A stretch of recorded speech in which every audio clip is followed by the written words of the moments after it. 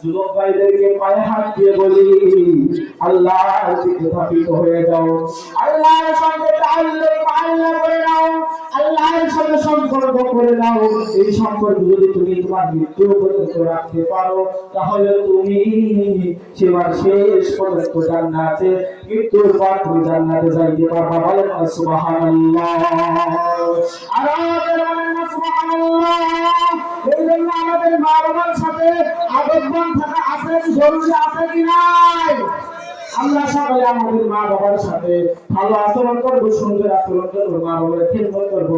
আল্লাহ রাব্বুল আলামিন আমাদের সবাইকে কবুল করেন, বলেন না আমিন।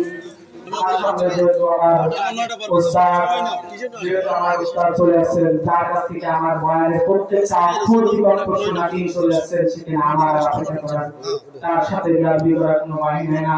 সবাই আমার প্রতি দোয়া করবেন, উস্তাদের জন্য দোয়া করবেন। আল্লাহ রাব্বুল আলামিন আমাদের দিনের জন্য, কোরআনের জন্য কবুল করে সকলে বলে আমিন।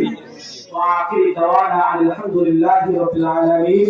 السلام عليكم ورحمة الله وبركاته.